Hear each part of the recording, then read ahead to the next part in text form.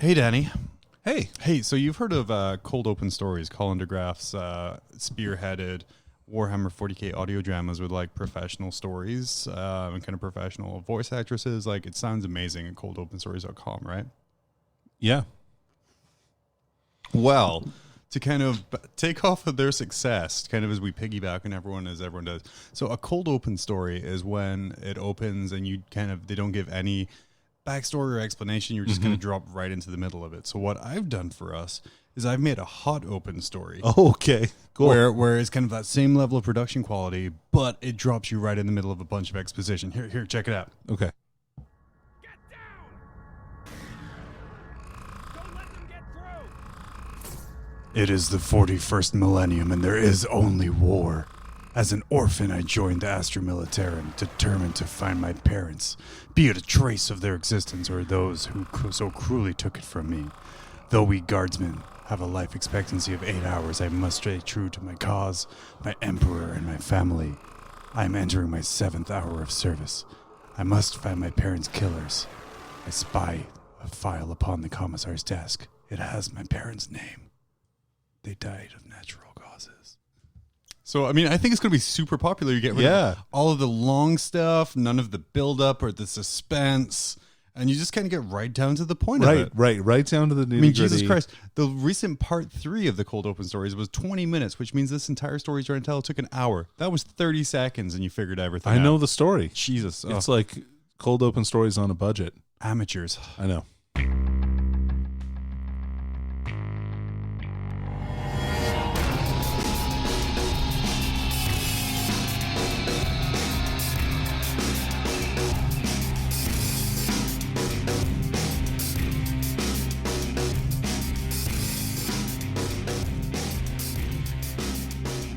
Oh, man, Danny with the way better name of Hot Clothes Stories. They're done. They're done. You know it's closed. Yeah, Done. Case that's it. closed. Boom. 30 seconds. His parents died of natural causes. Thrilling. Welcome to Mob Rules. I am John, joined as always by Danny. And then no, we can't Dave Games today because Dave is out ill today. He is. He partook in a little too much of the Christmas spirit. He did. Yeah. As this will be our Christmas episode, as I found out. It is. When I was figuring stuff out, and we didn't do anything festive for it. So, oh wow. But we're festive, and we're in a festive environment. We're pretty John. festive. He's got his tree up over here. I have my Christmas tree up over here. For those of you who can't see this, which is all of you, except for us. Sure. And if you can see it, what the fuck? Yeah, dude. What Stop is it. up? Yeah. Peace. I don't appreciate that at all. Thanks everyone for your feedback for all the random little skits Dave and I did last episode. It was a ton of fun to put together and do. Those were awesome. Hot Open Stories was my last one that we did, and I was like, yeah, I kind of want to work that in as a real subtle advertisement.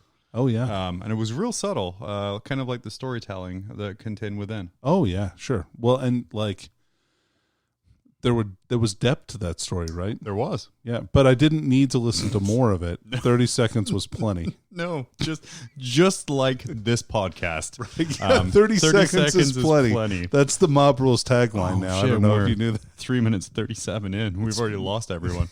It's also my tagline with my wife. 30 seconds is enough. Like sub tagline, no, you were wrong.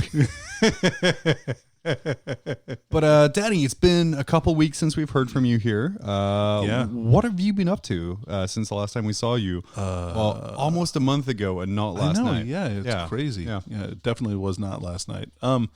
So what have I even been doing? I believe there was a charity event. Yeah.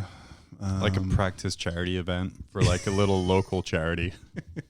Yeah, right. It was definitely no charity hammer, but it was local like food hammer kind of tournament, and we have another one at our other store this weekend. Yeah, both stores running charity tournaments back to back for stuff. This one coming up this weekend or today, if you're smart and listening to on release day, or 3 days from now, if you're smart and are a Patreon of us. Oh, right. Is going to Joe, one of our local guys, is running it again for, I think, the billionth consecutive year. He has a bunch of really unique stratagems. Yeah. Out there, which can really festively mess with someone. It's going to be festively fun. And of course, ending with the classic mission of the terrain disappears off the tables into boxes. Yeah, as the game progresses. That is the best one of all. Put away the terrain mission. Sorry, as my dog tries to steal a biscuit from on top of a table in another room. I Oh. saw his little lanky butt reaching up there, and I'm like, nope. Yeah, gotta put that shit down. But yeah, so that's something Joe started doing, so people tidied up before leaving, and it's Which is just a really good idea. Yeah. on point. But tell us about the first practice charity tournament, the Tier 1 charity invitational, because it's not an invitational. Right. Yeah, you don't have to be important to go to that tournament, nor to any tournament usually. Anyway, No. So it was like a 3-round RTT with some 1,700 or 1,750 points. I played some Iron Hands, and then because it was a for fun event, I also just brought a detachment of the sisters from the new box, which was fun. Didn't you just bring the entire new box? Yeah, I just brought the entire new box. No other extra models, just that, which was fun. Didn't even build it, just slapped that shit down on the table. Just the sprues, actually. I threw them on there and like threw some bases and like, this is where these guys are. No, I'm just kidding. I built them. Yeah. So, but the models are rad. Like, they're really cool models. Oh, yeah. So we played a game as well. Oh, yeah, we did. Going I forgot back. about Yeah, that. yeah. I mean, it was so long I didn't ago. forget about it. It In fact, was no, really just fun. last week, wasn't it? Yeah. Yeah, it was literally last week. So yeah, we were sitting deciding wanted to play, and then we got there, and I think I was just like, I don't want to play an ITC mission. Yeah, which is cool. And I was like, all right, well. All right, cool. So what do we you were wanna do? like, we were going to play one of the new missions from Chapter Approved. But we didn't actually have the book yet. No, Dave had the book, so we didn't have the book. So We tried to message Dave, and Dave was comatose or something. I don't know. Again, too much holiday spirit. too much holiday spirit. So instead, we went into the Psychic Awakening book, the Faith and Fury book, and we pulled a mission out of there. Which was actually like kind of fitting almost. I don't know. It was. So it was a setup as a last stand scenario. So Danny deployed all of his non-Astartes units on his table edge. There's one objective, which is on the very back corner of the table, or very back of the table in the back of his deployment zone. I deploy my entire army. I go first, and then starting turn 2, Danny brings on his Astartes from my table edge. Right. Now, when we started playing this game, and also I won the game if I held the objective. Any other condition was a loss. Right. So when we started playing this game, neither of us realized that your guys would come on from my table edge. No, we did not. We thought they were coming on from my table edge, but then we misread it. And when I read it again, John was like, oh, okay, well, let's make a game out of this. Because at that point, in the turn, I'd managed to wipe out everything but a canoness. One single canoness who, spoilers, was unkillable. Which, super weird how, like, I take my quote-unquote competitive list against your fluffy food hammer list. And just in one turn, it does a lot of damage to the, like, 400 points of Sisters of Battle. Well, yeah, and like the everything, all my sisters died so quickly, right? And minus the canoness. But then all those other battle sisters really fueled my faith. Oh my god! So we'll get what a great mechanic, though. We'll get right? yeah. I mean, shit, I was gonna say we're getting into it later, but we can get into now. Faith dice, very satisfying mechanic. Like, Yeah, it feels good. it kept that canoness alive for the entire game. Yep. It had her survive in combat against a Mauler Fiend for 5 rounds of combat, That sounds about right. 5 or 6 rounds of combat. Yeah, I would say at least. right, Almost enough time for her to kill it. almost enough time, and she did kill it in the end. Oh no, because you fell back out of combat and shot it. But it got him down to 1 wound on a Mauler Fiend who had magma cutters, so he was firing 2 Melta shots at her Right. every turn. Yep. And I think I hit with like 5 of them. Yeah, you hit a lot. I hit a lot with them, and she didn't die because Danny's faith dice, which I gave him by massacring every other sister's unit, was all 5s and 6s. Yeah. Or just enough 5s and 6s to be like, oh, I guess I'll pass my invulnerable saves. And I'm Yep. like, cool. Fun. But like I said, at no point did I feel like it was cheesy or overpowered or kind of like really shitty. It made sense. Like, she saw all of her sisters massacred around her, but she has faith. Right. So she'll survive against this giant Melta gun shooting, smashing fist dude. Yeah, exactly. She did. And then Yep. I got turbo fucked by aggressors. Oh my God. that unit is so good. So yeah, you took like a unit of 6 aggressors. It's just 5. It was just 5. Thank God. Sorry. Yeah. Whoa, not 6, 5. Get it right. And man, I was just scared. I think I've got a mental block of charging some things, which I got over in a game I played yesterday. But yeah, like, oh man, aggressors, and they're going to shoot me like a billion times. And so for the first few turns, I wasn't charging them. And then I'm like, yeah, screw it. And I charged a Hellbrute into them. And I survived. Right, you did. And I'm like, okay. I mean, fair enough. I had some very good dice rolls on that save. Well, but still, it was good for me to see that I can just charge in, call it good. Yeah, especially like a Hellbrute or something that's toughness 7. You're probably fine. Probably, hopefully. But they did work. Your Pharaohs did work. Metal Daddy himself. Yeah. Oh, yeah, Farios did great. Farios did amazing. As always. And yeah, it was a fun game, though. It was really fun. Yeah, it was really fun. In the end, Danny won after I set up a last turn gambit of if conditions A, B, and C happen, and I managed to end the game on this turn because of random game line if I win. Right. But A, B, and C failed. The Canoness was able to hack her way out of some Nurgling bases. Yeah, she was. Yeah, so by 2 wins. But it was super good, super close. It was just nice thinking a little differently, right? Because I think a lot of the time if you play nothing but ITC, your brain kind of gets stuck in that mindset of, okay, for sure. Looking at your army, these are my secondaries. Oh, I got to be in this quarter. Oh, what's my bonus? Mm-hmm. And this one, I'm just like, move everything forward. Rush at the objective. Oh, wait, everything's coming at my end. Move everything back. Delay them. Delay. Yeah. Which they did not. But that's okay. But yeah, it was a lot of fun. It was, and again, just nice to play that there. What were some of your games in your Charity Hammer tournament? Oh, let's see here. So I played against a full Sisters of Battle army that was piloted by Phil. That was pretty fun. Oh, nice. Phil, local guy's been playing Sisters for forever. Years and years and years. So he's played 3 different books throughout 8th edition for that army. So at least. Yeah. That's like more than Sisters of Battle codexes there's been ever. Yeah, pretty much. Because I think there's only been 2 because they got moved into Witch Hunters, didn't they? Yeah, so it was Sisters of Battle, the original one, then Witch Hunters. Then I don't think they had another codex. No. So 2 codexes. And well, they had like a chapter approved codex or whatever, right? Yeah. Anyway. So, but that was a really fun game. It's amazing how tough Sisters can be. Like, they're really durable. And then, let's see, who else did I play? I played against Taylor. Taylor brought Drukhari. He had Didn't he have the pirate boat? Yeah, he brought the Tantalus, which was fun. But it turns out the what are they called? The guys with the autocannons, suppressors. Oh yeah. Yeah, they're really good at killing Drukhari boats. They're just really good at killing a lot of air. Yeah, they're things. pretty much good at killing everything. Yeah. To be honest, they're really good. Who did I play the first round? I don't really remember, to be honest with you. That's kind of sad. I just it's not that it was a bad game or anything. It was fun. I played against Sean Guerin. Oh, so nice, always good to play against him. Yeah, He's I played a good against guy. him a few weeks ago. Yeah, he's he's a good. good opponent. He's playing Chaos. Oh, he And, said he was starting some Black Legion. Yeah, he brought Abaddon, a bunch of Chaos Marines, some Bikers, some Obliterators. So in that mission, you could kind of teleport. So you could pick one unit, and they got basically fly and could move an extra 46 inches. Oh, that's unfortunate for people facing Abaddon. So Abaddon got in my lines like pretty much where he wanted to, but he didn't kill as much as you would think he would kill. Like, I think he got into one of my intercessor squads, and I think he killed 6, which, like, yeah, for all of his attacks was pretty sad. Like, he probably should have killed more. Anyway, but it was fun. Had a good time.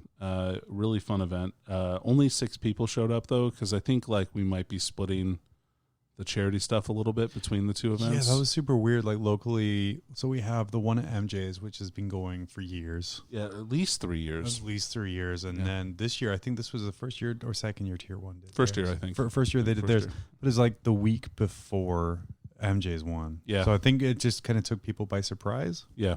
Yeah, so I think that's probably accounted for the lower turnout. But I think also, Bath and Body Works had their Candle Day sale, which I think took Really? a lot of our community away. for sure. Because, hardcore Warhammer players, they love scented candles. Well, Do you know? They smell bad, man. Do you know there's a scented candle that smells like pizza? Really? And I'm like, why would you want your house to smell like stale pizza when I can do that and eat pizza? Good point. Yeah. Maybe you're on a diet. Maybe. Oh, yeah. So I'm just going to torture myself with the smell of pizza. I mean, it helps to build character, John. Oh, man. I don't even know what a range of 40K candles would smell like. Basement. Basement dank. Eternal War. What does Eternal War smell like? Like, you know, blood, Bleach, because mud. people clean up a lot after everything. Yeah, that's true. I was going to say loosed bowels. What else? Loosed bowels. I don't know, broccoli fart. That seems like another one that would be pretty popular. Oh, man. I don't know if you've ever been behind somebody with one of those. Oh, hell yeah. But you know now I have to make ads for that now. The broccoli fart. Oh, well. The 40K gamers scented Candle candles. collection. Yeah. Yeah. Really gets you in that immersion when you can't go to the local store and get a game in. Just don't wash. That adds to the ambiance and the aroma. Anyway, It sure does. so I'm excited to play this weekend. I'm going to play Night Lords. Oh, yeah. Yeah, I'm pretty excited about that. You've been putting some stuff out. You got, was it the Praetor or something from Forge World? Or like I did. I got the that guy Terminator. looks so Lord. fucking good. Yeah, he's awesome. Oh my I'm God. very excited to field him. Yeah. And I just got, actually, so our buddy Tyson put in an order for a Forge World order this weekend. Mm-hmm. And he ordered on Sunday, got it on Tuesday. That's crazy. Isn't that insane? Can you imagine? Like back in the day, man, Forge World took like a month to get. Yeah, here, I remember right? when I ordered my Squiggoth. It was like forever. Right. So I got the other Night Lord's Praetor, nice. the one with the jump pack. So now I can cut off the chain glaive head and give him a Thunderhammer. So, because I mean, yeah, Thunderhammer's Smash cool. Captain got a Smash Cap. Oh, sorry, Smash Lord got a Smash Lord. That's right. yeah. You got it They're different things. there. So yep. So that's been. I don't know. That's been my thing. I've been kind of like working on a bunch of different lists, trying to figure out what I want to do for LVO, which is hard. I think I'm probably going to stick with just the list that I've been playing because Your SoCal Iron Hands. yeah, I feel like it's just got a lot of answers, and I'm having trouble taking things out without like totally disassembling the list. Mm-hmm. So Neat. it is. Well, in the last couple of weeks, I played 2 games. I played against you last week. Yep. Played Good against in a good, fun narrative game we went over, and then I played against our buddy Nate last night. Oh yeah, I was here for that. Yeah. Oh no, wait, I haven't seen you. Oh, that's right. I forgot because our we narrative. only ever see each other. Right, only Record only things. for podcasts. Yeah, so I played against his Tau list. He had pulled one of the great Tau lists off of the internet, which was basically just 3 Riptides and a bunch of drones. Yep, that's the list, and some commanders. And some commanders. So I took this because, one, I need to learn how to play Tau because they're going to be super popular, especially with how well they've been doing. how right? well they've been doing, which tends to draw people towards them. So I wanted to know kind of how to deal with that sort of list. Sure. Because not everyone's going to be piloting it with the level of skill that kind of the winning Tau lists are, but I think there's going to be a lot of them showing up to be like, oh, look at me answer Space Marines. I just take Tau. So I wanted to play against that. So I did. I took my latest iteration of my Chaos list. Version 3, I think I'm on now. I think version 4 is just around the corner, which I'm very, Nice. very excited about. But it was, I moved away from the the Supreme Command of Lord Discordance in a Flawless Host. And I moved everything to Alpha Legion. Nice. Okay. Partway through the game, I got a little sad because vehicles don't get Legion traits. Yeah. And my entire list is vehicles. But yeah, Yeah, so I feel like that's a really big oversight for that army. It is. And so hopefully that gets remedied at some point near in the future. I would hope so. But yeah, so I ran a battalion with 2 Chaos Lords and 3 units of 10 cultists just for, a little command point farm. I had a Spearhead, which had 2 Lord Discordants, 2 Mauler Fiends, 2 Forge Fiends, 2 Helldrakes. Okay. And then I had a Supreme Command with 1 Lord Discordant, a Demon Prince, and a Sorcerer. All Okay. Alpha Legion. So kind of a nice. I think my list is getting more rounded as it goes. And I made the Spearhead with all the Demon engines, of course, the specialist detachment, the Hellforge pack. the Hellforged hunting pack, Nice. which did a lot of work because what it means is usually I can guarantee I can get 1 Lord Discordant or I can get 1 thing in your deployment zone charge turn 1 with warp time. But by adding the hunting pack, or the Soulforce hunting pack, what I can do is I can do the stratagem that lets them advance in charge, which kind of almost guarantees me getting 2 things into your deployment zone. Which is huge. Which is huge, especially with the way that the Lord Discordant buffs the demon engines around him and gives him +1 to hit. Yeah. So it's still based on my kind of D-Day beach style wave. So turn 1, Heldrake's in your line. Hopefully a Lord Discordant. Turn 2, everything else is in your line. And it worked out really well. I ended up winning 27-20. I think a lot of that was due to really poor secondary choices by Nate. Okay. Sure. He picked a lot of mobile things where he picked behind enemy lines to get 2 units in my back line. He picked recon, but he didn't ever really move out of his deployment zone. Sure. And okay. I think that came from the fact that he didn't really, and I think a lot of people underestimate just how fast my list is. Sure. And how quickly I can pin down. I lost a lot of stuff to Overwatch. Sure. As is going to be like a Hellbrute died to Overwatch. Yeah, Just like Overwatch is just so straight brutal. up. And because everything is a fly keyword, there's nothing really to lock in. All I could really do is kind of push him more and more into the corner. But I think it was well played. I think going forward, Unless you have like the epitome or something like that, it's really hard to do that stuff. Right. And so I think going forward, the only change I'm really going to make is I'm going to take the sorcerer out and switch him with a master of possession. I think we were talking about that 2 weeks ago. We'll follow the narrative. Because the master of possession has some great stuff. I already have access to warp time through my demon prince. Yep. And he is able to keep up more with the demon engines than a regular sorcerer is. And I think the master of possessions has a faster movement as well. I think he moves like 8 or 10 or something like that. Oh, that's cool. Too. Okay. So there's just a lot of what I need more now is more like protective buffs. I have a lot of assaulting buffs, just not enough protecting buffs going on. Yeah, and getting cursed earth off on like some dudes, or even casting the reroll ones power, would be real useful for sure. So we're gonna take it. I have a game lined up next week against Rob Porter. Cool. Again, I don't think it's going to go fantastically, but I think I'm going to learn a lot of good stuff from it. Yeah, for sure. And that's kind of the goal right now. Reaching for my 0-6 at LVO. That's the dream. I think you're going to do better than that. Anything less than 0-6, and it will be a failure of a trip. So you're going to have to play every game. You can't drop out. That's basically the only way that you're not going to do that. Yeah. Oh, fuck, damn it. I'm going for that wooden bolter. They still do that, right? And then painting, I'm still painting like a goddamn animal. I finished another Mauler Fiend. I have half a Forge Fiend done. Nice. Your painting progress has been huge. I assembled another Forge Fiend. I ordered a Chaos Lord because I need a second Chaos Lord to fill out the Supreme Command or the battalion. I did look at other things. Like I looked at just an Exalted Champion, and I looked up a Master of Executions or just some of the cheaper HQs. But then I kind of look at what am I going to spend those 14 points on? And is what they're like, one, I don't have any delivery system for Master of Execution. So just a dude kind of standing there.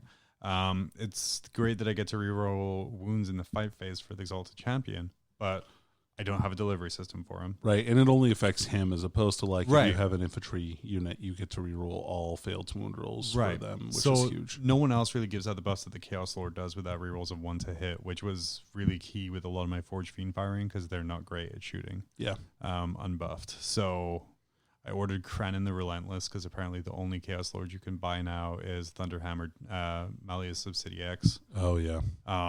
Who I already have one of. And I'm like, I want 2 of the same guy.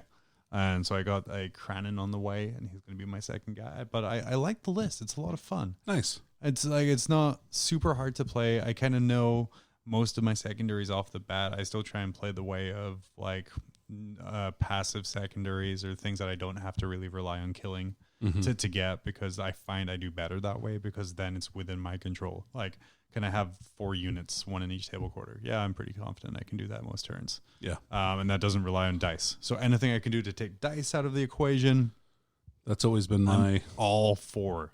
Yeah. That's always been my philosophy as well. Like, I know sometimes it puts your units in awkward places or whatever, but I'd rather not have to roll and just score a point than have to roll and try and kill something. I don't know, most of the time. Yeah. And then speaking of dice, we got our Mob Rules dice in yesterday. Oh man, that was so cool. Posted a picture of our table from Nate and I's game last night on the Patreon Discord. not a single person noticed the Mob Rules dice were being used and christened. Nice. So those are available for sale for our Patreons as of today, Saturday. Awesome. And then as of the 21st, we're going to put it up in the Facebook page. Yeah. You too can get your dice. They have a 100% winning record. And as of time of recording, that is a fact. Yep, a fact. 100% a fact. Yeah, we're going to take a break. We'll be right back with something super cool, I guess. Yeah. Dude, I'm the best. I took first place at another tournament. First off, stop with the thunder and lightning. You don't impress me. And second, let me check out the BCP rankings. And I don't see you on there.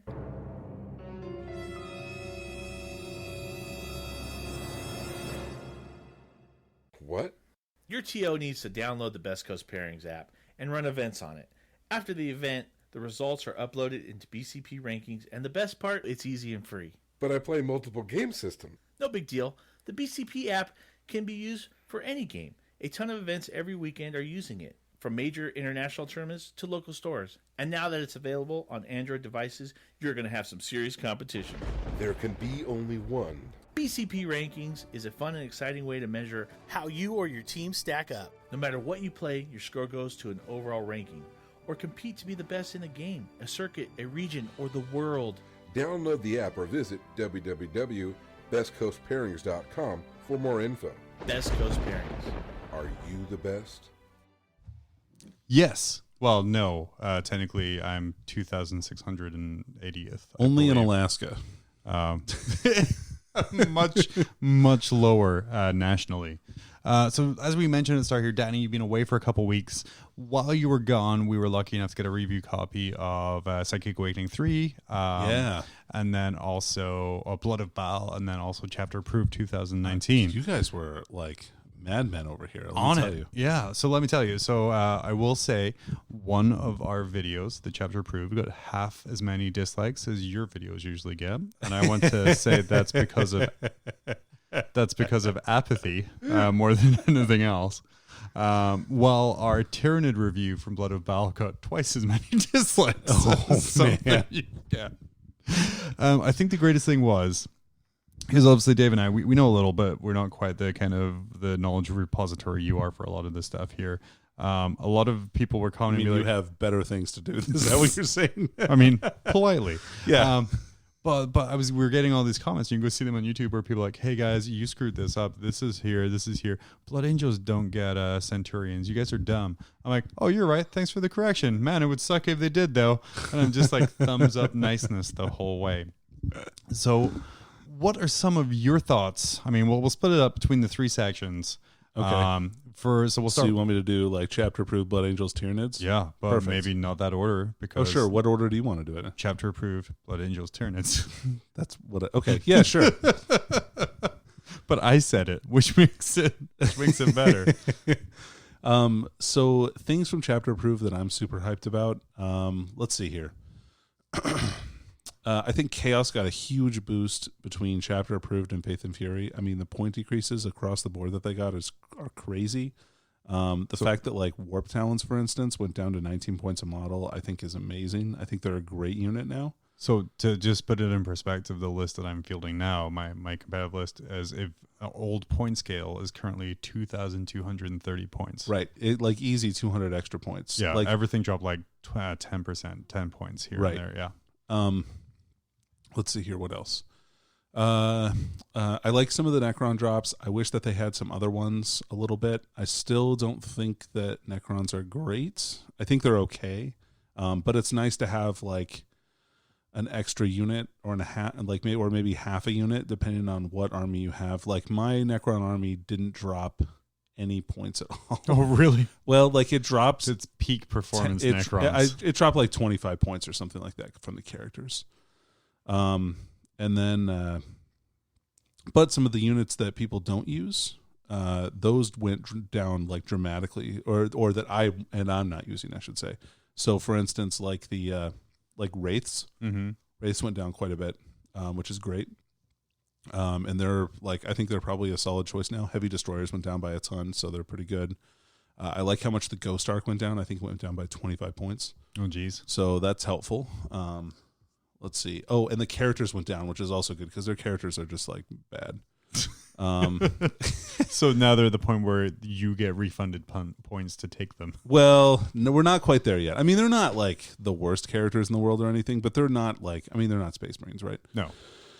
So, what else? Oh, Eldar stuff? Man, Harlequin's got a huge bump. yeah. Like, everything in their book went down like 2 to 5 points, something like that. And so, like, I remember Taylor saying that his list went down like 200 points or something like that. He got an extra 200 points to play with. Like, their transports went down 20 points, which is awesome. Well, 19 points, but still way awesome that it went down that far. Falcons went down in points as Yeah, well. I'm happy about that. People are talking about bringing Falcons to the table and Wraith Lords. And that, man, Wraith Lords makes me so happy because that's the coolest unit. It makes me happy because you know what I took to the LVO friendly 2 years ago was a bunch of Falcons. Hell yeah. And sure, this was a different edition. Yeah.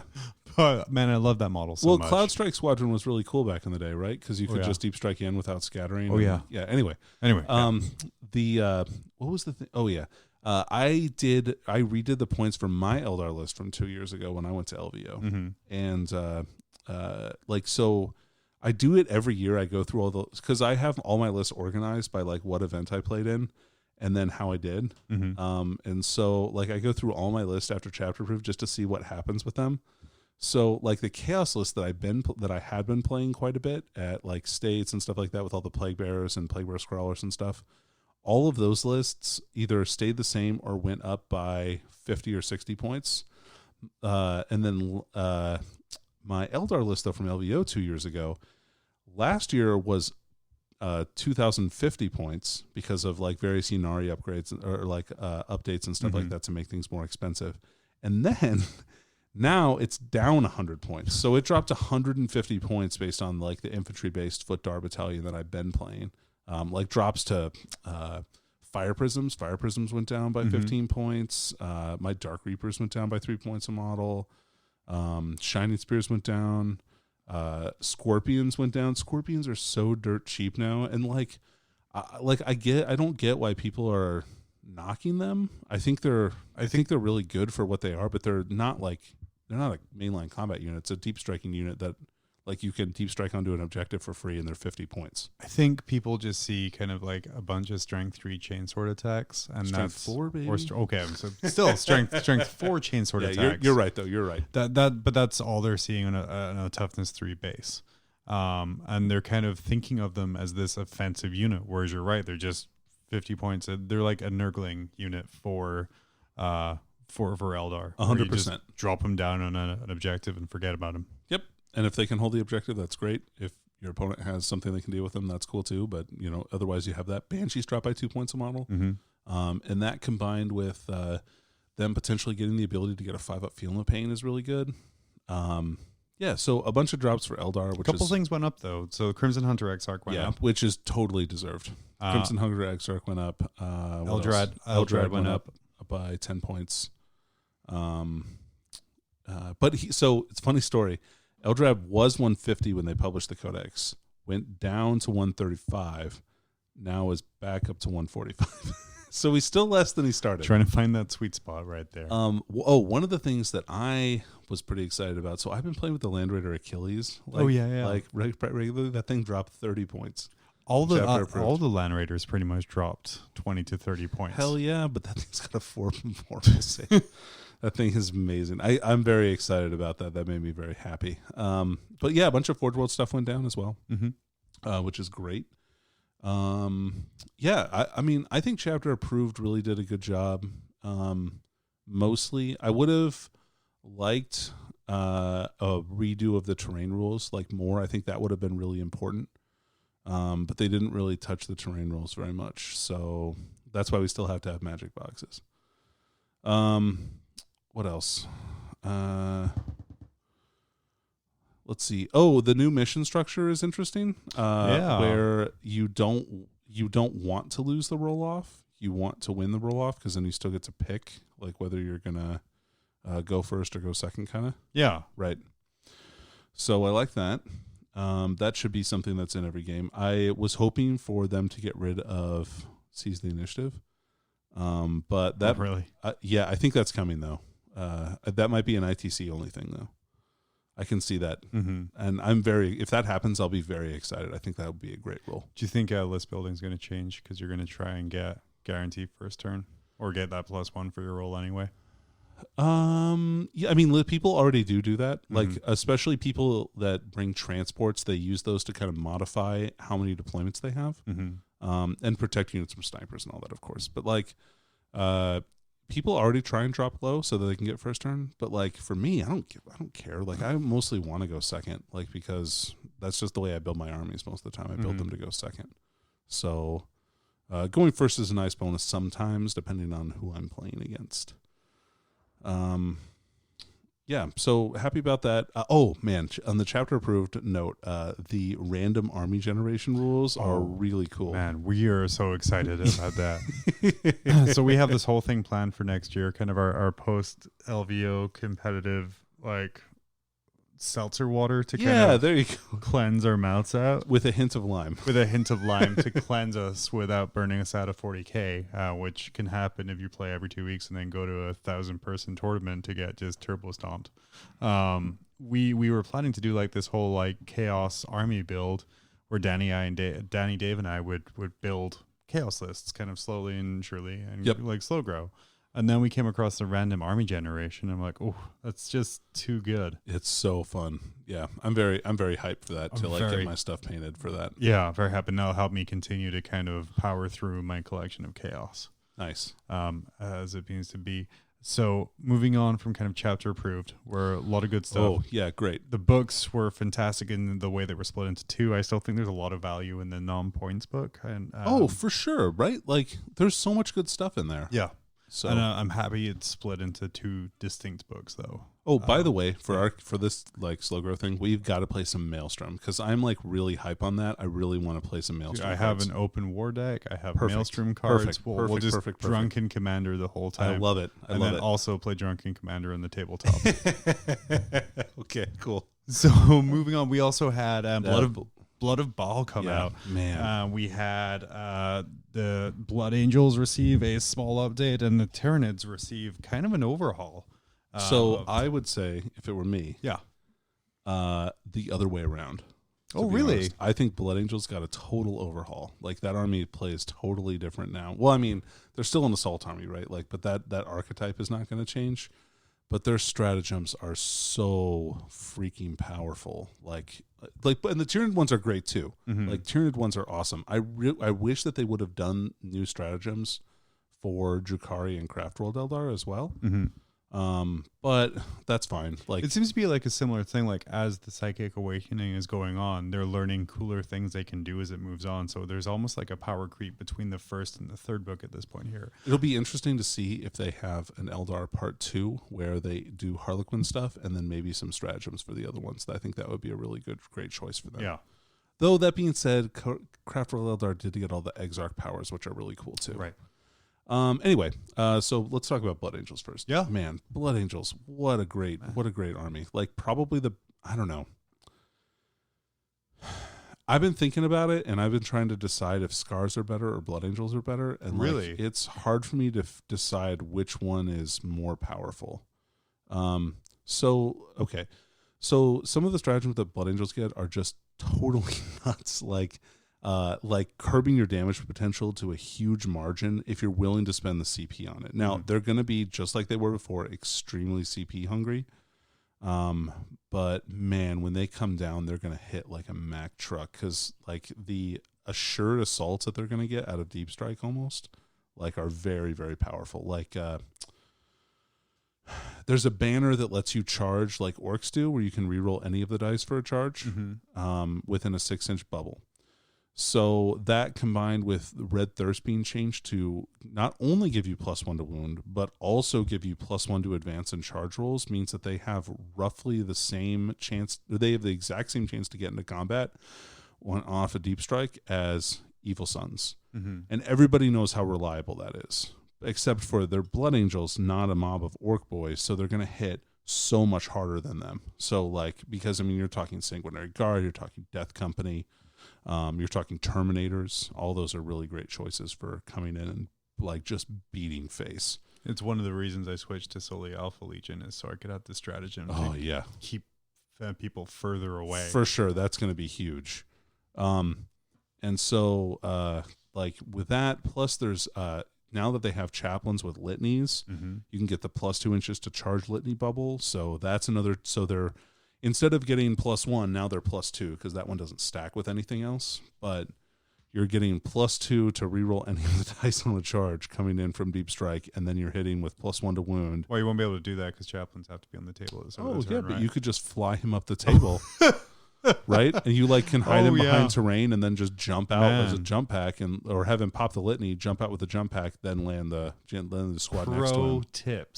Pro tips. Like, let's see. I also like the sanguinary priest, the apothecary that they have. That also gives a +1 strength bonus because blood angels. But isn't that the one that doesn't have the Angels of Death keyword? Oh, does he not in the? Well, that's a typo. Like so, I will rules lawyer you so hard on that one. Do you get doctrines? Nope. But in his codex entry, still have like in the updated codex entries, him still having the option for a jump pack. Yeah, huge because I figured they were going to take that away from them, and they didn't because there's no model for it, right? But they kept that in there, which is amazing. They have a stratagem that lets you, so for Sanguinary Guard, for instance, just by themselves, they have two really good specific ones where there's one that lets you, I think it's re-roll failed to wound rolls with your bolters and ignore cover. So if they come down turn 2, they can blast you with -1 AP bolters, like 2-shot bolters, like from the whole squad, re-rolling to hit and re-rolling to wound if the general is nearby. Because they get to reroll to hit rolls if the general is close to them. And then they can charge into combat, and their blades get you can get the blades so that they are any damage rolls of 1 count as 2 instead. Like so that like that really smooths out their damage curve, and like I mean getting 2 damage assured every single time, gross. It's super huge. Especially with all the Space Marines running about with 2 wound primaries.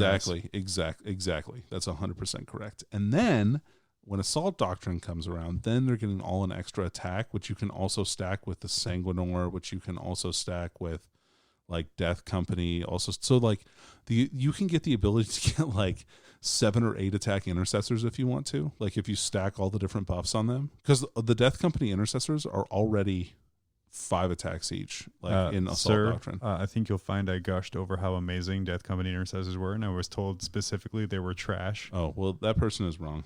I mean, it was multiple people, and really? I'm like, I don't think they're.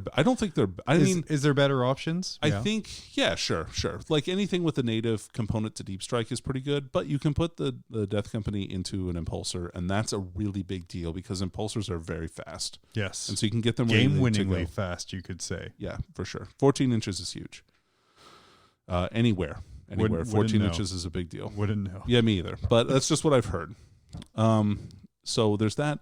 The other super powerful stratagem that they have, probably the one that to me is the most powerful, tricky thing that they have, is the ability for 1 CP to give a unit a 6-inch heroic intervention. And so it's a unit, not a model. So it can be like, oh, you charged my scouts. Well, my Sanguinary Guard within 6 inches of you can heroically intervene. Like, that is so gross. Like if you stack up your units in ways, you can do stuff like you can wrap people like easily on their turn, or you can get in there, chop them up, and then like get away. You can do it even with a character if you want to. If you want to get like a smash captain into their unit, like you can do that. And if they charged you, they're not even going to get to swing on that character unless they declared him as a charge target either. So. There's a ton of stuff that you can do with that. That's a very, very powerful tool. They are so good. And you're saying it changes the way the army is going to be built. Do you think, or is it going to be similar builds? So between Chapter Approved and this, because Chapter Approved also dropped a lot of the points for their specialist units by a significant margin, I think you're going to see them a lot more often.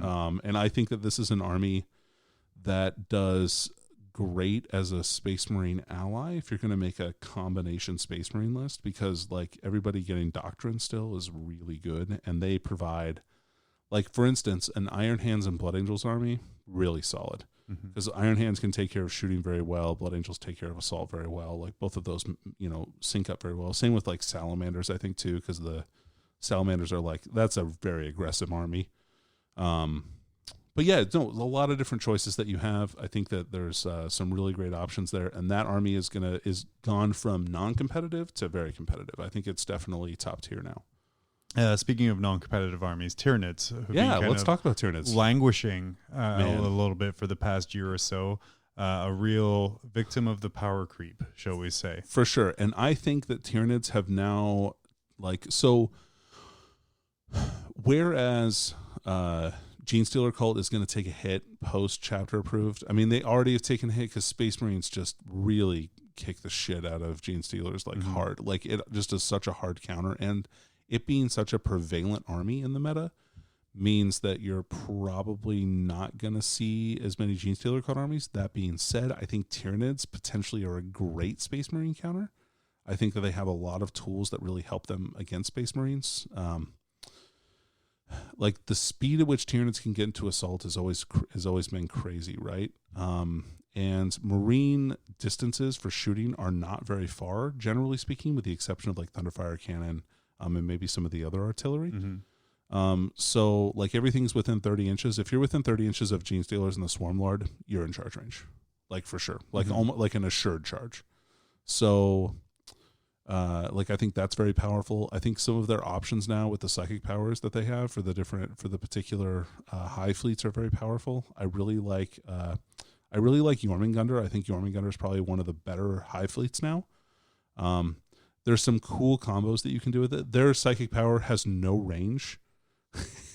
Oh yeah, that was the weird one where I was like, huh, okay. Several of the powers in there have no range. Like the Kraken one has no range. I believe, and the Jormungandr one doesn't either. There's a couple of them that don't. Anyway, you cast it. You pick an enemy unit after you cast it. Your whole army, if anything in your army that comes in from reserves that turn, gets to reroll to hit rolls against that. So it's full normal rerolls against that stuff. So Jormungandr has a really great strat in their baseline stratagem that they get is like their high fleet specific one is they get to select units and burrow them underground, and then they come up with another burrowing unit. So like you can come up with Raveners, which got a decent point decrease in chapter approved. You can pop up 30 gaunts with Devourers, use that psychic power and just like annihilate potentially at least one unit, and then you can shoot them again if you need to with stratagems. So I think that's very powerful. I think when I heard the term, I think was the adaptive physiology or something. Yeah. So that's made a comeback. That's an old rule set from third edition. Third edition. Tyranids. That codex lets you do anything with your Tyranids that you ever could want to. Which game breakingly so at times. For sure. Like there was some bad stuff. So when I first heard like, oh yeah, we have adaptive physiology, and I'm like, oh shit, this is going to be really bad, but it's not really bad. It's pretty limited, right? It's limited, but it seems really good. It's also very powerful. Yeah. So the ones there's a couple in particular that I really like. One that lets you count as being in cover, one that gives you an extra save for being in cover, which is really good. So you get the camo cloak benefit, right? You get two bonus +2 to armor saves for being in cover. Again, stacks really good with Jormungandr, right? Because they're always in cover as long as they don't advance or charge. So if that they're burrowing up from underground, even if they're burrowing from underground. That doesn't matter. That's their high fleet rule. Right. So you have this big unit of gaunts that burrow up from underground, and all of a sudden they're -2. Well, they're +2 to their save. Right. So they have like a 4-up armor save. Yeah. That's pretty good. Also, the other one I really like is the ignores -1 and -2 AP. That's so powerful. Again, like imagine Warriors, for instance. Yeah.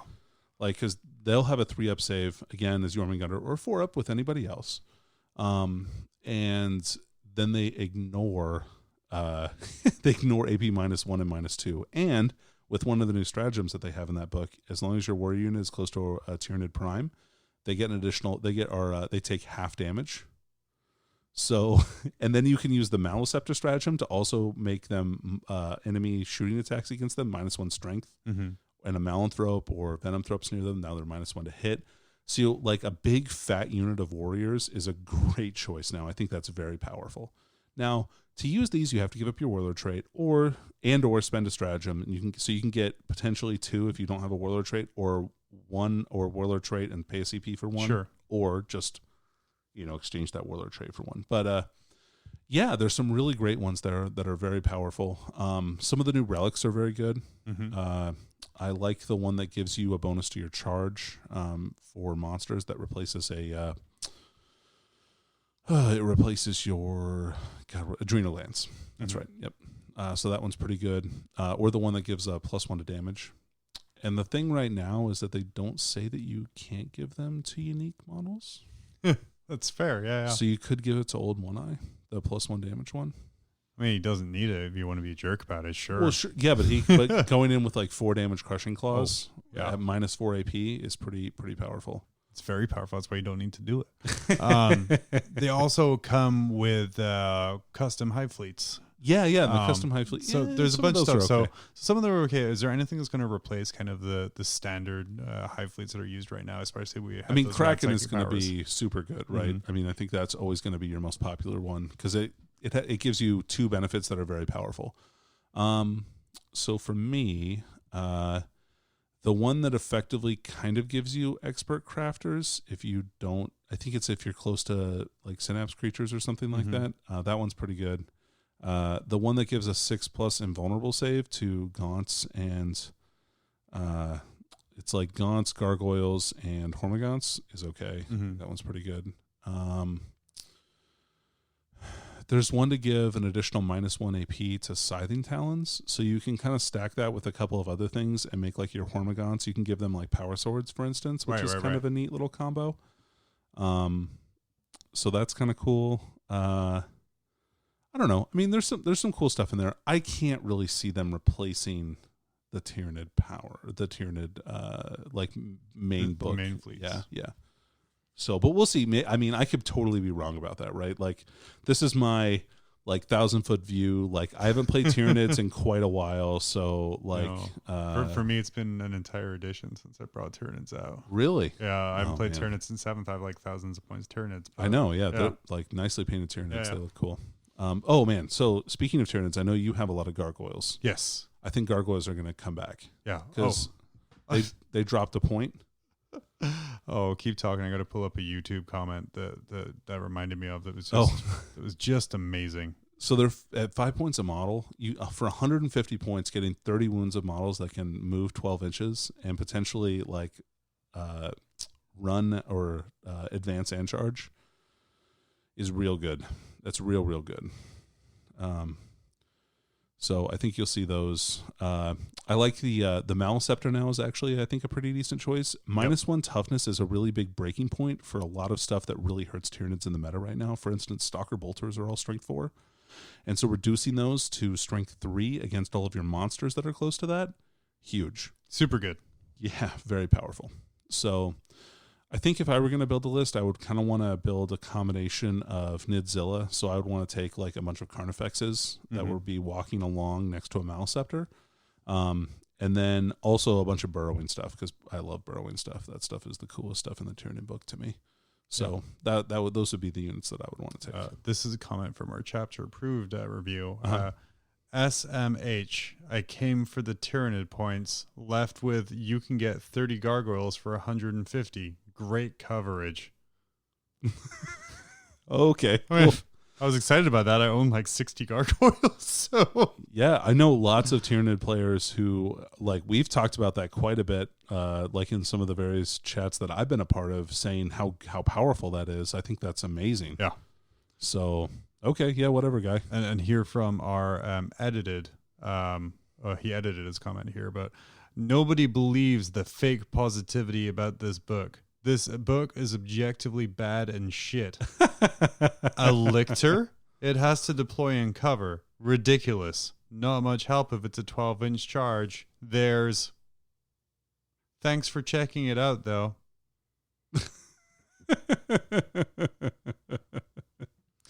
mean, I love the Lictor just as a unit. Oh, Since man. back in second edition, Yeah. right? There's something going wrong with Jones being kind of on that Lictor table. Oh, yeah, that was so good. Classic old rules. I have so many of them. I used to run 12 as part of my 7th edition Tyranid army. Sure.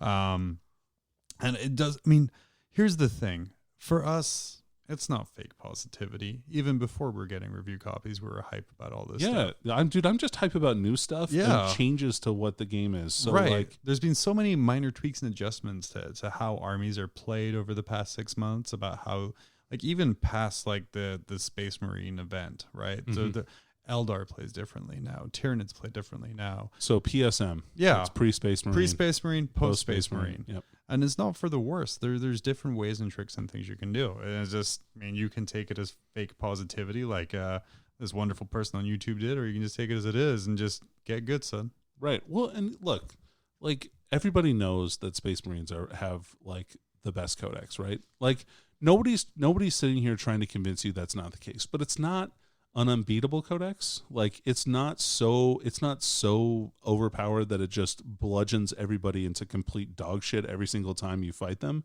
especially with the nerfs that they did with the FAQs. Like every FAQ that they've come out with so far, like for Space Marines, has been a nerf for the most part, unless it's like Ultramarines, and then who cares? Like they were not the most powerful one anyway, and they're still really good. Like all the Space Marines are really good. So like, I don't know. People like have this doom and gloom attitude, and they just want to perpetuate that and live in their own little echo chamber about you like pulled how me out bad of that everything really is. quickly, because I came in with like after playing Marines with Chaos and was like, well, fuck this, fuck Super. And you're like, shut up. Like, okay, that's fair. We're gonna take a quick break. Thank you for your thoughts on Chapter Approved and Blood Angels and Tyranids.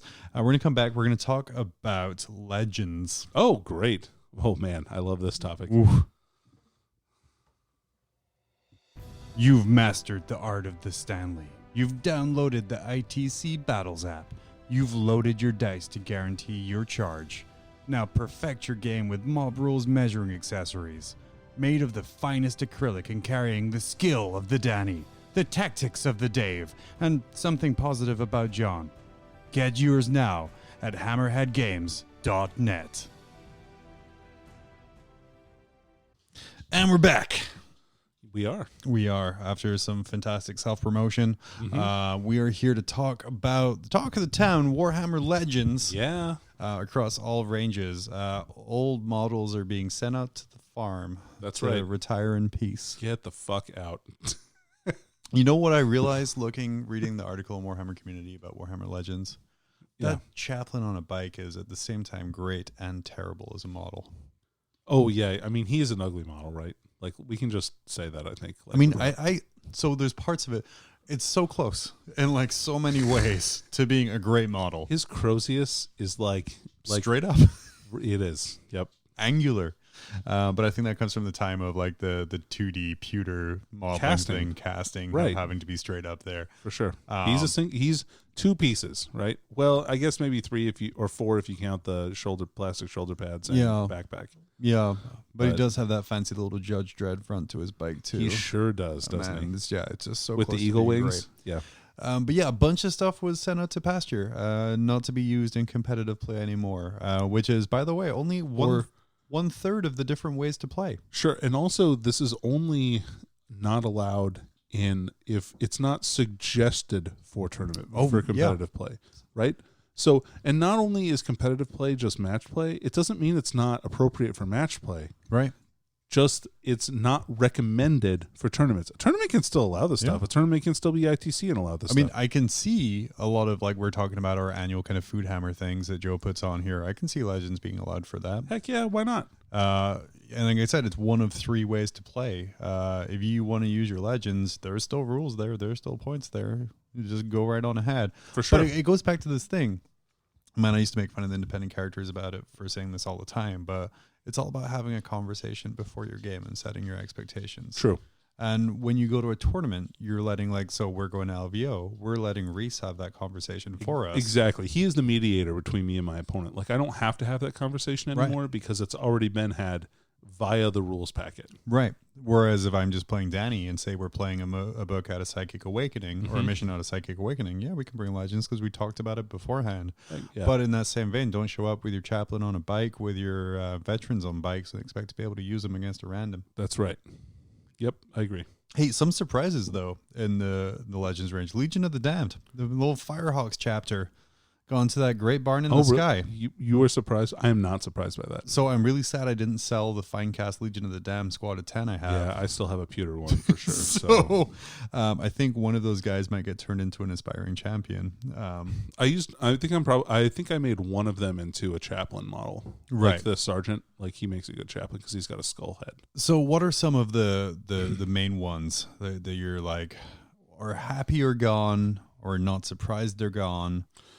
Yeah, all the characters on bikes, I'm really glad are gone. I think that, well, I mean, the captain on bike is still an option. Like, so I'm both happy and sad by that because it's cool to have characters on bikes. Like, I will definitely miss the option to bring a chaplain or a librarian on bike for my Ravenwing army. Right.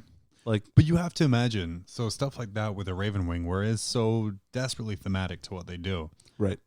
All they're doing is they're saving themselves for future releases. Oh, for sure. And that stuff could all still come back at some point, guys. Like, so like serious. when Dark Angels Codex 2.0 comes out, where Right. it has its Doctrines and it has stuff like that, maybe there's Ravenwing characters on bikes there. Maybe the model kits they're released with that is like a bike commander set. Right. And that would be cool as hell. Or maybe they're waiting to release. So what I think, this is my like pie in the sky theory here. Your hot takes. Yeah. They're waiting to release a new Primaris bike before releasing characters on said bike. I feel like that's coming. I feel it because the bike kits right now are just so old.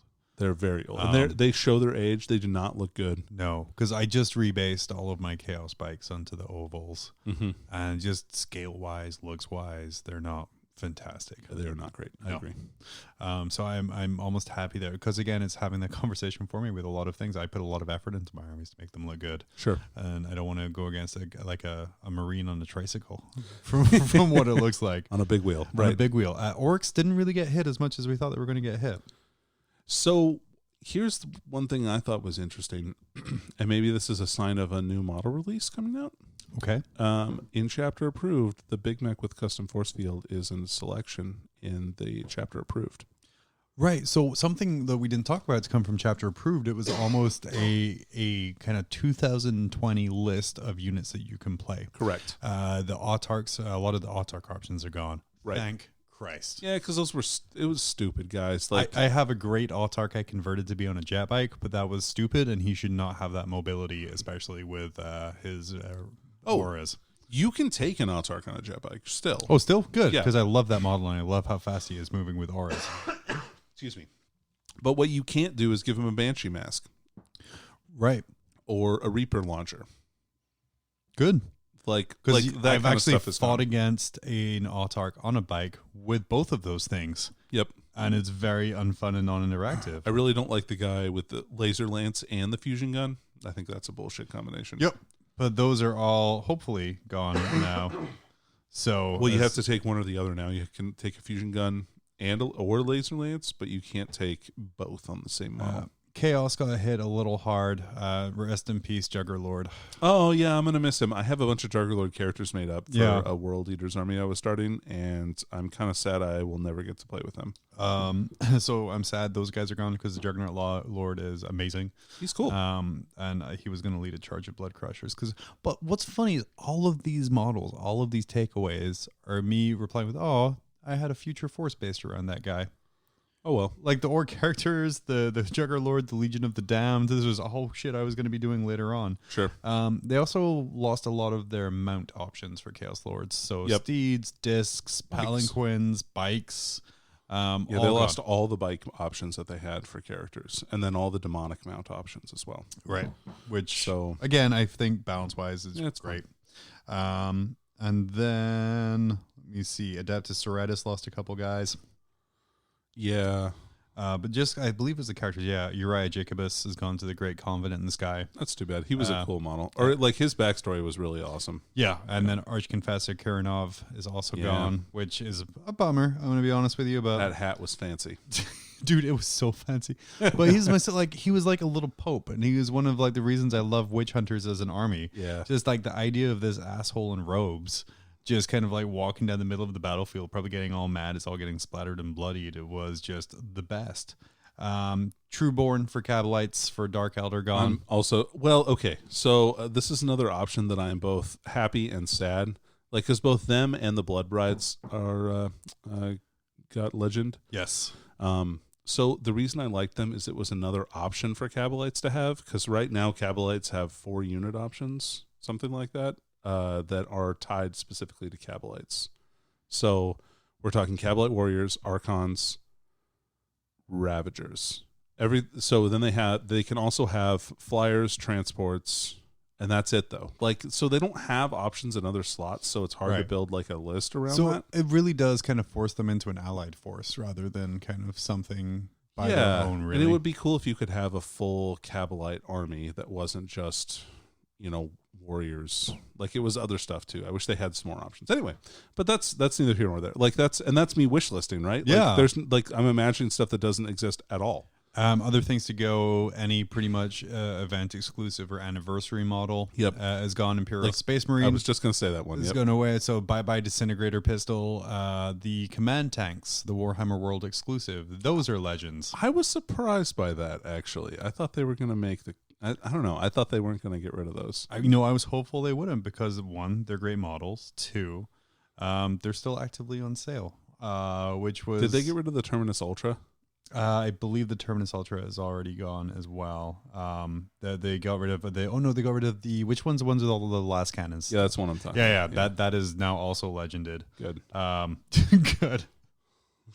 Like, I'm glad. Fuck those guys. So while people are sad about these options, right? Remember, you can still play with these with your friends. Not a big deal. Like, yeah, you won't be able to take maybe your favorite character to your tournament. But remember, the reason that they're doing this is so that they have limited models that they can balance the game with. So, like, having having less options makes the game more balanced in general because you have less variables, and the less variables you have, the more balanced the game is. So here's a fun thing.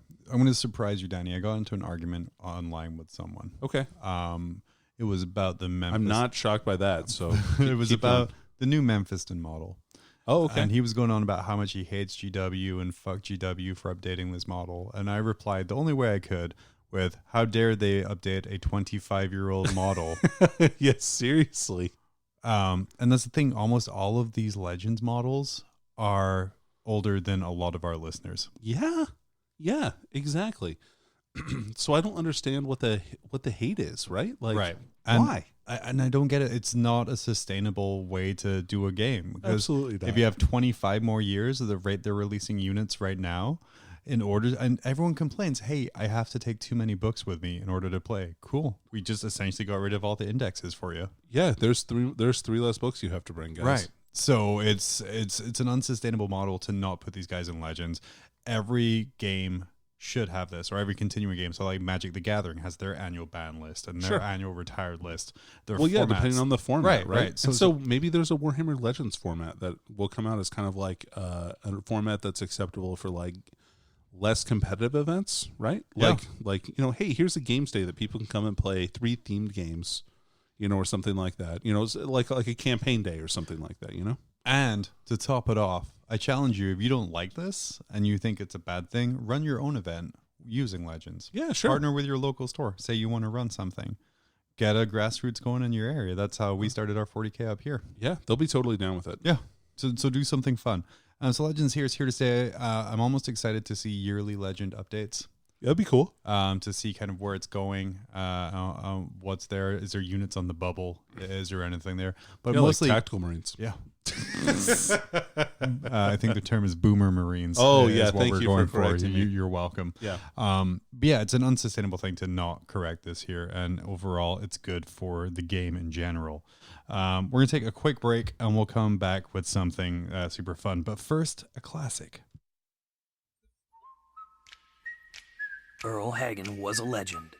In 1960, he whistled his way into Hollywood and into our hearts. Decades later, he made a comeback, lending those lustrous lips in the 1980s to such bands as the Scorpions, Guns N' Roses, and Pat Benatar. A half-century after his humble beginnings, he's at it again. This time without cumbersome musical accompaniment, he'll have you wetting your whistle and whistling along. His new album, Earl Whistles Disney, is sure to be a hit with all generations. Order now and receive a bonus album, Earl Whistles More Shit, a collection of previously unreleased material of Earl's favorite songs through the years. On this bonus album, he demonstrates his newly mastered technique of inward whistling. Order yours today on compact disc or double-length cassette. Also available at fine retailers such as Walgreens, CVS, and participating Sam Goody stores. Earl Whistles Disney. Buy it today.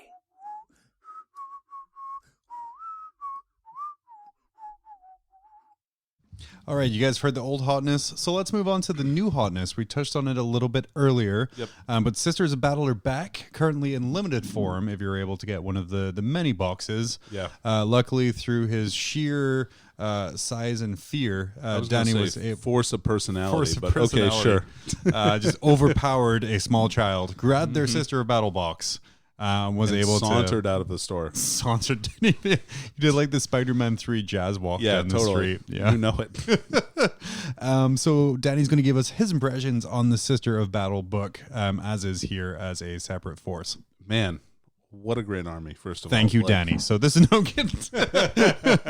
Man. So I think Sisters are going to be, okay. It presents a new archetype of an army to the game that hasn't, like, heretofore existed. Okay. Like, so the idea of a tough horde, like, that is what the Sisters of Battle are. So, if you have a chance to read the Goonhammer review, I think they do a pretty good job overall at going, like, unit by unit and talking about the strengths and weaknesses. I mean, I think they're off on a couple of things, but otherwise they're pretty good. But a Valorous Heart, like, being the order, because their chapters are called orders, right? As being the order that is the most powerful. I think that is definitely true. I think that's going to be the one that sees the most play. And what that one does is it allows you to ignore AP -1, and they get a 6-up Feel No Pain, Which came in huge in our game. which was huge. Yep. And if you are close to an Imagifier and they have one of the tales that they're telling, because they tell one of 3 tales to the sisters around them, they're storytellers, that lets them ignore, and one of their bubbles is ignore AP -1. However, it's Valorous Heart, they ignore AP -2. So they ignore AP -1 and -2, and they can potentially be in cover and have a 6-up Feel No Pain for 9 points of Battle Sister. And we were just talking about Tyranid Warriors and how just insane that ignoring -2 is, and cutting down damage. And this is on a 3-up natural save. Exactly. So 2-up in cover that ignores that stuff, right? I mean, that is so powerful. So if you have like a unit in Ruins with a 2-up save, if you shoot them with autocannons, they have a 2-up save. Yep. If you shoot them with autocannons and Devastator Doctrine, they still have a 2-up save. And then in addition to that, if they're close to Celestine, that improves their invulnerable save by 1. So they already have a 6-up invulnerable save, right? Naturally. Celestine gives them a 5-up. There's a Warlord trait from a Canoness that also gives them +1. And then there's a special character from our Martyred Lady that can also give a +1. All of those are to a maximum of a 4+ invulnerable save. But so as soon as you hit AP3, instead of having a 2+, now you have a 4+ invulnerable save. And a 6-up Feel No Pain. Against a bunch of las cannons firing at them. I don't know Sure. where to fire them, but sure. You have a 4-up invulnerable save. Yep.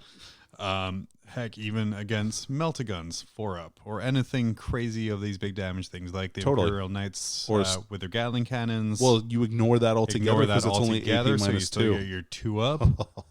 So it's a big counter to a lot of things that are out there right now. So if you're taking like If you look at all of my Lord Discordant attacks are AP -2. Yep. So I throw out a ton of dice. Except for the Oh, the mouth guns. injector. Yeah. Yeah. But the majority of what it throws Correct. out -2. which is just a big fuck you to just sit in a ruin and just not die, which is apparently the main sister's tactic against chaos. And that works in melee too. Yeah. So like even their Lord Discordant gets into them, they're like, okay, well we have a 3+. That's nice. Like, so, I mean, just so trying to cleave through them is going to be very, very difficult. And especially 100 of them is only 900 points. And what's weird is because they're on toughness 3 frames, people overlook their durability. Right, exactly. So I think, and they don't really lose anything by being an allied force. Like, unlike Space Marines, which is doctrines, which are actually pretty huge, Sisters of Battle can choose between one of 6 different abilities. And their abilities are good, right? Like, they can do a banner ability, so get back up and shoot or fight on a 5+. Or they can do 6 is to hit in melee, count as 2 hits. Or 6 is to wound with ranged attacks, or an additional -1 AP. That's a good one too. Or they can get +3 to their deny rolls, because every unit can deny the witch on 1 dice. Mm-hmm. But then getting a +3 means that you have a decent chance to actually do it too, right? Sure. So there's that stuff. And so I think they make a really great allied force for other Imperial armies at this point in time, especially ones that don't care about not having doctrines, right? So like non-Space Marine allies. Custodes sister force. Yeah, I think that's a great option. I was really thinking about that the other day. I think there's some play there. Or Sisters and Knights. Mm-hmm. I think that's really powerful. Because you can get 3 knights and 100 Sisters of Battle for 2,000 points. Yeah. Which is ridiculous. Yeah, I mean, try getting through all of that. Like, I think you're gonna find you're gonna have a very tough time. Or thematically, you could have Sisters helping Grey Knights. Sure, then yeah, right. Sisters of Battle body blocking for Grey Knights. Yeah. Makes There's sense. nothing more thematic than that. Absolutely, but not. it is a good combo, and it helps fill up a couple of the glaring gaps that Grey Knights have. For sure. Which is awesome. So yeah, I think that's very powerful. There's a lot of great updates to existing units there. There's also some new units in there. Yeah, and some of the new units are very good. Like, so what are some of the highlights from the new units? So new units, you got the Mortifactors, which are the Sisters of Battle in a Penitent Engine. Wonderful. Right. Well, I think the greatest thing I saw coming out of it here was to do with the Penitent engines and how they're kind of baby Pentian engines. Yeah, they're a lot smaller than the ones that came before. Like the big metal ones that are impossible to keep together. Those are significantly larger than the current ones, and the new ones come on a 50 millimeter base. So, I mean, if you can imagine how much smaller that is comparatively, I mean, I would say... I think it's about half the size. It's pretty close to that, probably, is what I would say. So, but it kind of fits more into the narrative they're trying to tell with the Pentian engines, rather than just kind of one person being punished, that when you have an Imperium that's full of sinners. Sure, and you can take them in units of 4 now. Right. So, so the Mortifactors are Sisters of Battle that are repentant, in the same way Penitent engines are. And so they are a bit shootier than the normal Penitent engines. They have heavy bolters.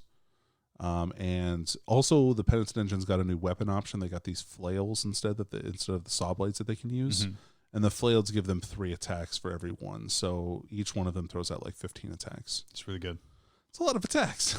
And this is an edition of Dice Hammer, where he throws the most dice, gets the most stuff. Especially if it's strength 5 or better, that's what you really want. And then you've got there's also the second half of the Flying Sisters kit there. So yes, you have the Seraphim. You have the Seraphim or Zephyrim. I think Zephyrim. it's Zephyrim. Yeah. So kind of an opposite to the Seraphim that's there, right? Right. So they get a power sword and a bolt pistol. And they can reroll to wound rolls with their power swords. So, I mean, that's kind of like a lightning claw, I guess. And you can stack a bunch of other stuff on there. Like the close combat sister order gets +1 attack and an extra -1 AP on close combat weapons and pistols. And then they have a stratagem for +1 to wound. So they can potentially be wounding most everything on 4s or 5s, rerolling everything, and still they can get on a a boatload of attacks. strength 3 frame. Correct. So that +1 to wound, super key. It seems to be something you kind of have to really work at to make work. For sure. But I mean, with Faith Dice being the way they are, coming in from Deep Strike and charging is a real threat from Sisters, because all they have to do is spend a 6 and a 3 or better, and they'll automatically make the charge that they're trying to make, which is really big. So Faith dice. Faith as a mechanic has been something the sisters have had the whole time. Reworked for the new edition and the new codex here. Correct. Borrows heavily from Tzeentch and Age of Sigmar. Yep. But tell us a little bit about the Faith mechanic now. Yeah, so the Faith mechanic is really interesting. So how it works is at the start of each battle round, you roll a dice, and that goes into your Faith pool. So whatever you roll, that value goes into your Faith pool. Once per phase, you can select a unit to benefit from an act of faith, and before rolling a dice, whether to hit, wound, advance, charge, like whatever, you can replace as many dice from that roll with faith dice as you want to, or miracle dice. I think they're called miracle dice. With miracle dice as you want. So, like, if you really wanted to hit that flyer, but you only hit on 6s or something like that, you could replace, like, 3 of your melted gun shots with 6s to hit, and now you've got 3 hits on that flyer automatically. You don't have to roll. Or if you come in from deep strike, you can replace, before rolling the charge, you can say, okay, well, I'm just going to take a 6 and replace 1 dice. Now all I have to roll is a 3 or better, and I'm going to make the charge, which is very powerful. And so you get 1 automatically at the start of every turn. You get 1 every time a Sword of Us character dies. You get 1 every time one of your units kills an enemy unit. You get 1 every time you deny a psychic power with their little special deny. And then you get 1 every time you roll a 1 for morale. Which all of these don't seem like a lot, but when we played and you had just kind of the basic Sisters army out of the box, which I think is like a Vanguard or something like that. Yeah, right? yeah. So, and I took there's a Warlord trait to get an extra faith dice at the start of your turn. You can also get an extra 1 at the start of every turn, at the start of the turn with the Triumph of St. Catherine, which is that cool new like procession model that's coming out. Which looks amazing and kind of follows the diorama style they're going for a lot of these things. And there's an unreleased other piece of terrain that Battle Sisters get that we haven't seen yet. That if you have a Battle Sisters unit within 6 inches of it, or a Ministorum unit within 6 inches of it, you get a faith dice as well. But even with your small kind of 400 or 500 point Vanguard force, you were generating points. Or 400 or 392 points. You were generating 3 to 4 faith dice a turn. Yeah, something like that. I was losing a lot of stuff. There's a lot of things dead, but still, for that 3 to 4 fate dice, you were sure. getting a turn. That guaranteed your canoness had that objective. It guaranteed that she stayed alive. If you're building a bigger Sisters army and you have like the assault guys going, right? Oh man, and you're killing stuff, and you're killing stuff, or yeah, your thing, sure. then you are just. Again, we talked again at the start of the episode about how taking dice out of the game is so key. Huge. And this is one here where you can take dice out of the game by knowing what you're going to roll. Which is, so amazing. They also have a great slew of stratagems. They have a fallback and charge one for 1 CP, which is amazing. They have, or fallback and shoot and charge. That's really good. Yeah, it's like act as normal. They have, let's see. Oh, they have a 4+ deny power if they or stratagem as well, just like World Eaters or Black Templars. Which is really powerful to get that critical psychic power to be gone. They have a bunch of ones involving faith dice. They have one really interesting one for their characters where when they die, you can spend up to 3 faith dice, and it doesn't matter what the values are. And your character just comes back to life with that many wounds left, depending on how many dice you spend. It's a real good way of burning some real average faith dice. Yeah, 1s or 2s and that kind of stuff that you don't want anymore that are like, worthless to you. You can totally do that, and that's very powerful. So what are some kind of underappreciated units that you've noticed in this book here? Because a lot of people obviously talk about the durability of the Battle Sisters, kind of the abilities of the Penion engines and their new role. What are some things people are overlooking? I think Exorcists are still really are much better than they were. They were pretty variable, but now instead of getting D6 shots, they went to 3D3 shots, which is much, much better. Real similar to was at the Scorpius, right? Yeah, it's very similar to the Scorpius. That's funny. They're both missile tanks too. I didn't think of that. That's pretty interesting. That's why I'm here for That's occasional good thoughts. Once every 122 episodes. And then there's what else? Oh, the Repentia are very good. Like they actually hit pretty hard. They have a cool stratagem where when you kill them, you do a mortal wound on a 4+ to the enemy unit that killed you. I like that one quite a bit. Arcoflagellants are a great unit, especially. Hopefully that comes out with a model kit. Multi-part, right? Yeah, that would be great. Because, man, they can just clear a horde like nobody's business. I had 3 of them go into 20 Chaos Cultists and kill 14 of them. Jesus. In one round of combat, yeah. I could have fought again and killed them all, but I chose not to. It's very, very big of you. Yeah, thanks. I'm a nice guy. What else? Yeah, they've got so many good options. I'm really excited to see like what becomes like the dominant list. I think that there's a lot. Another super important one is the Imagifier. Like I was talking about earlier, getting your sisters to ignore AP-1 or AP-2 is huge. And there's a stratagem for her where you can pick an extra ability, so you can give like all your battle sisters +1 strength within 6 inches too. So now they can actually like fight in combat. Like, okay. Nice. I know there's a couple guys going to LVO who are taking Horde Sisters. That seems to be the early favorite out of the gate. Yeah, that seems to me like the best choice right now. We'll see if that is able to like maintain and be just as good later on. So, very excited to see where all this turns out. Like, and I'm excited to see what their place is in the meta. They're not quite as good as Marines, but they're very good. Like, right. I think that they are. They certainly seem to fill a lot of holes for other Imperial armies. For sure. Like, yeah, I think they're a great choice in a lot of different Imperial armies. Bunch of bike captains, bunch of sisters. Yeah, got yourself a stew going. Yeah, that's right. We'll be right back. We're going to touch on the Atlanta Open real quick. Oh yeah, okay. And then we'll wrap it up here. But yeah, we'll be back. Do you have a single wound? A standard bolt gun? Having trouble maintaining an acceptable Xenos kill count? Only barely over 2 meters tall? Maybe it's time to ask your lieutenant if the Rubicon Primaris is right for you. The Rubicon Primaris is a prescription process that helps you to update that tired look. You may notice an increase in your purging abilities within 2 to 4 hours. You may experience loss of life, additional organs, and a points increase. Do not take the Rubicon if you plan on fitting into rhinos, drop pods, or other traditional vehicles. The Rubicon Primaris is not intended for second founding chapters. The Rubicon Primaris is for use on genetically enhanced super soldiers over the age of 800 only. You are encouraged to report negative side effects to your company's apothecary. The Rubicon Primaris.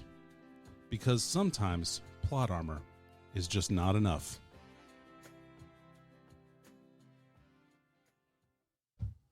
And we're back. We're just wish listing real quick off mic about the future chapter approved and whether John goes back to Death Guard or not. Oh, yeah.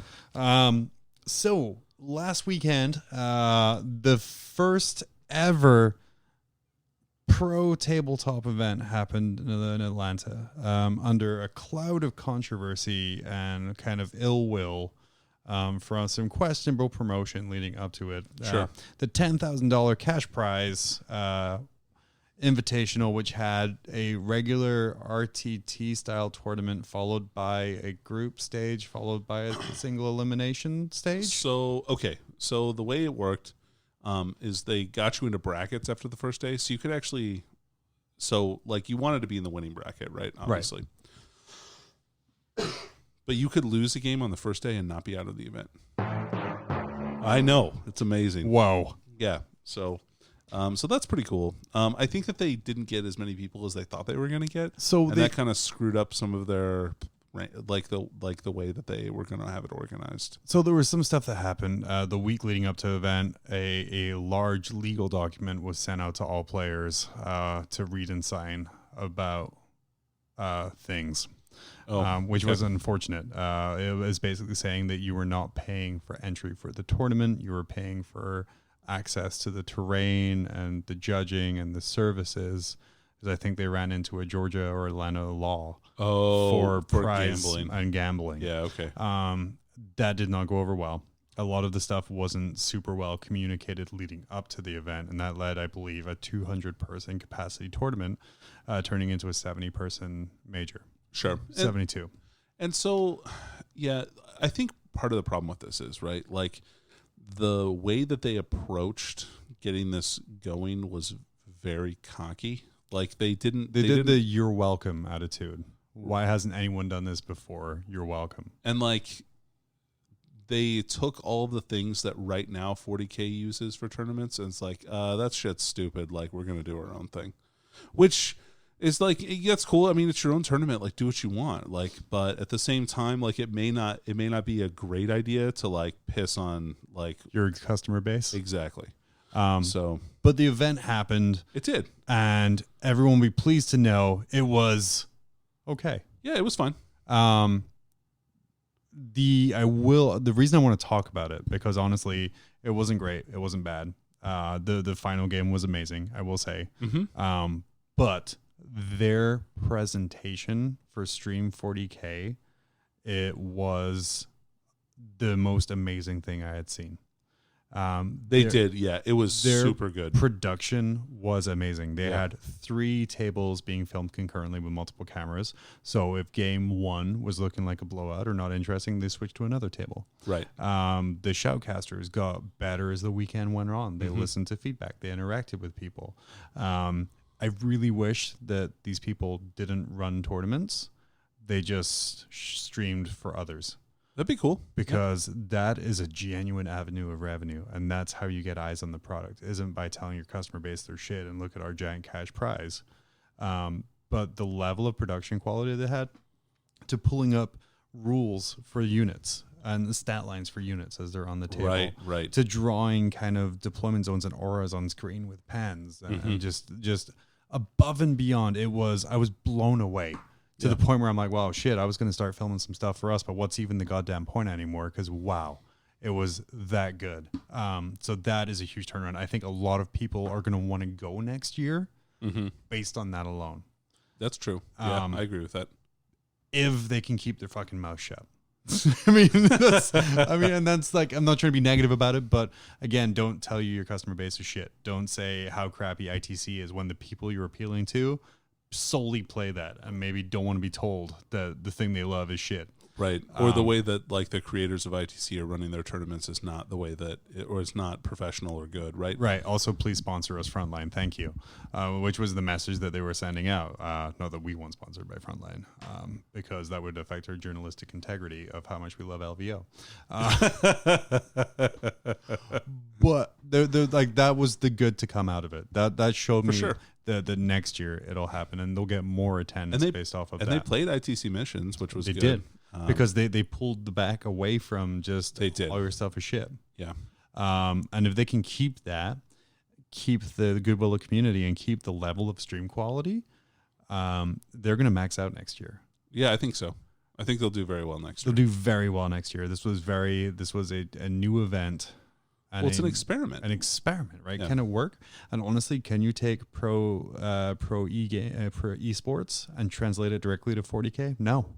You absolutely cannot, because it doesn't work translated right on. The reason esports work so well is it's exciting. It's quick. If you watch like an Overwatch League match, it's 5-10 minute rounds, real quick kills, instant gratification. Yeah. A game of 40K, I mean, the streamed final was 2.5-3 hours. Right. Of kind of slow, methodical play. And sure, there's great banner between the people, and there's an amazing picture going around of the two people hugging. Yeah. Like turned into a stained glass window. Right. But it doesn't have that same level of drive. My worry is they overpromised and underdelivered to sponsors, which might affect things for next year. Sure. But if they can figure out what it takes, then they have something on their hands. My worry again is they've signed up, I think 3 40K players now to play for Obey, who's a professional esports team. Oh, cool. I didn't know that. So there's now 3 quote unquote professional 40K players who are being paid by Obey to play 40K and stream 40K. And I hope, like I said, that they did not, I hope they under-delivered and undersold and over-delivered. I do. I don't remember off the top of my head. Okay. But yeah, that's kind that's of awesome. My hope for that. And it's great. I mean, it's the dream, right? That you're getting paid to do what you love. Oh, man. I mean, I know like Danny, you and I said it kind of our corporate jobs, and we're like, man, like I know today I had like an admin time where I was supposed to be planning for a meeting next week, and I just sat like dicking around in Discord and making lists because I just wasn't feeling it today. I'm sorry, boss. But to be paid to do what you love is fantastic. And I hope them the only success for that in the world. Like I said, it'll be bigger next year. They just have to realize that you can't port the esport model right over directly onto it, right? Like it's got to be modified or rethought a little bit before. But it did turn us into creating the world's first that's right professional tabletop sport team. Completely professional. Completely professional because For just 40K. Because just 40K. We're looking at branching out maybe into Age of Sigmar if I find the time. We'll see. But what we did here at Mob Rules is we got one of our local teams that we're in, Snake Base Meta. We convinced them to change the name to Snake Base Pro. Yep. We're paying each professional player around $2 a year, Yep. I believe. So they are technically paid professional 40K players. Yep. And because that's all it takes. We're having them sign some contracts. Yeah, do some legal stuff. We'll get those one notarized. One of their wives is a notary, so it's Notarized. actually physically going to be notarized that they have a contract with us. And yeah, so that's La Notaria. That's what they call her. That's how that's how Amal Rules is supporting the growing esports scene, is by making a really shitty joke about it to be petty. So that's if you were looking at the ITC ranking starting on January 26th, look for Snake Base Pro. That's our professional wing, which I got into by starting it. Yep. No other reason.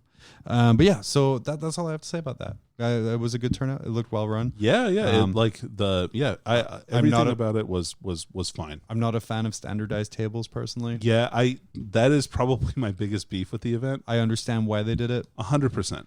I'm not a fan of the 3-inch neoprene objectives. Oh, you don't like those? No. Okay.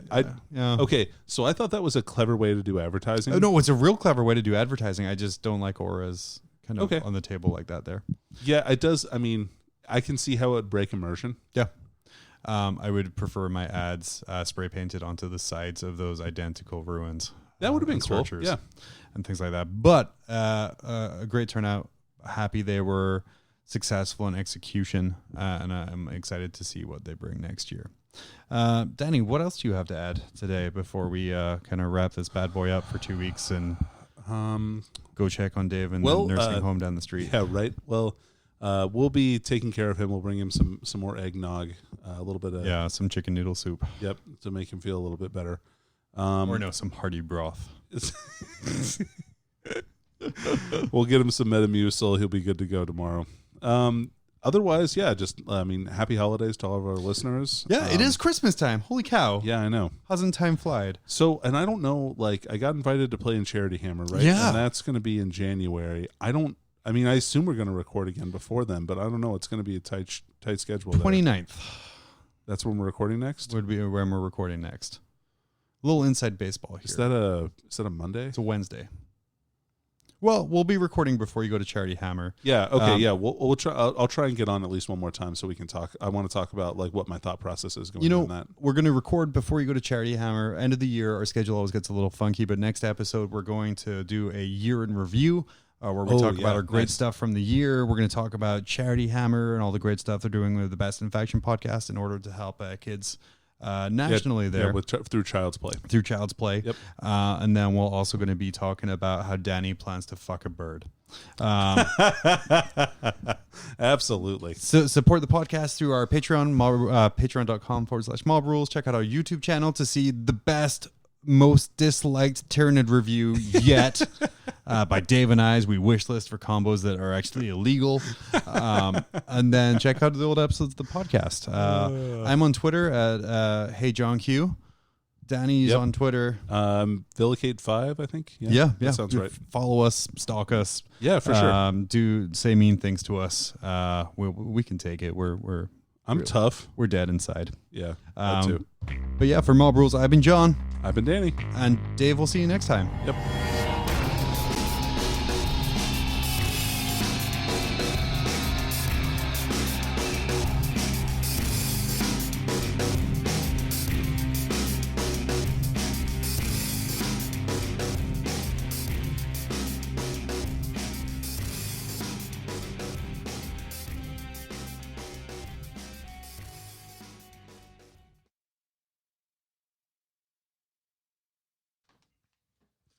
And in Canada, Vessel wraps up the Morton's 200 with a 36-21 victory over Skari Skarsgård Scarrington. Absolutely shocking to see the forces of chaos just crush the Archon of Camorra, even if Vessel is the current points leader in the ITC. Completely shocking. What's that? I'm getting word right now that the Sea Salt Invitational has just wrapped up on the East Coast. Scores are in, and that's where ITCN's own Danny McDevitt is standing by with the winner. Danny? The city announces our arrival with the pouring rain. From its highest levels, the walls glisten beneath the... All right, here's what has just happened. We have plugged into a Bluetooth in the room playing cold open stories when all lights have gone out. Let's instead go across the country to John Quinnell at the Nova Ged Shift Cal Open. Oh, I'm being told we're going to try Danny McDevitt again. Danny, are you there? making everything look clean and smooth. But here on the ground... Again, when all lights have gone out. Now let's go to the Nova Ged Shift Cal Open and John Quinnell standing by with Doug Everyman, first place winner. John? Hi, Dave. What an exciting night here in Seattle, DC. I'm here with Doug Everyman, first place winner of the biggest 40K tourney on the planet. With over 2,000 players, it was the very first Super Mega Major Hyper-Type episode in ITC. Doug, how does it feel to have never placed higher than Red Lantern before? Marines. I have to ask Doug, do you think there would be an army in the world in which would allow you to win in such a storied event? Marines. Well, there you have it. Back to you in the studio, Dave. That's just exciting all around, John. Who would have thought that an everyman could pick up and play in the biggest show? Absolutely exciting. After the break, we'll check in on Val Heffelfinger and his hunt for the missing passport, and we find out what exactly happened with the split between Frontline's Frankie and Reese. My guess is Reese just has a better nickname. Reeseus. It just rolls off the tongue.